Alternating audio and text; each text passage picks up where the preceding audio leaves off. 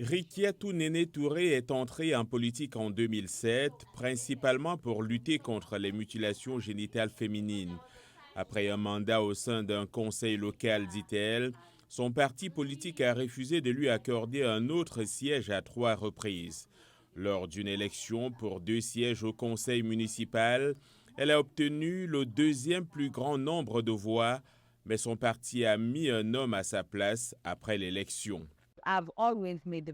J'ai toujours voté, mais les dirigeants ne pensent pas que je corresponds aux critères qu'ils veulent.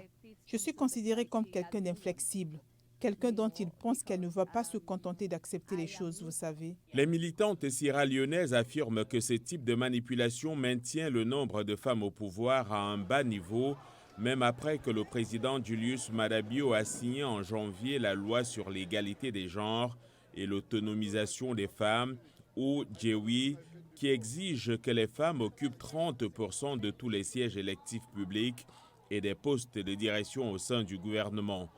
Avant les dernières élections, le Parlement de la Sierra Leone ne comptait que 12% de femmes, ce qui est bien inférieur à la moyenne mondiale de 26,4% selon l'indice des femmes au Parlement de l'Union interparlementaire. Au sein du gouvernement, seuls 4 des 32 postes ministériels étaient occupés par des femmes, ce qui est également très inférieur à la moyenne mondiale.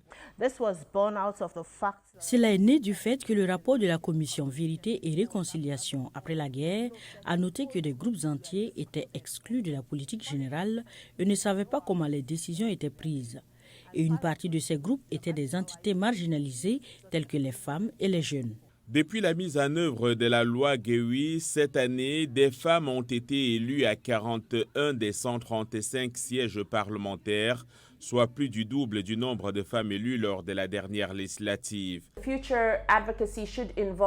Le futur plaidoyer devrait impliquer un travail plus direct avec les partis politiques pour s'assurer qu'ils placent les femmes plus haut sur ces listes et qu'ils les placent également dans des sièges sûrs, pas des sièges qu'elles vont peut-être finir par perdre. Le ministère sierra-léonais de l'égalité des genres a déclaré lors d'une interview à la VOA qu'il s'efforcerait de corriger tous les manquements à la loi et qu'il ferait pression avec les nouvelles femmes parlementaires pour que les femmes politiques bénéficient d'une plus grande protection.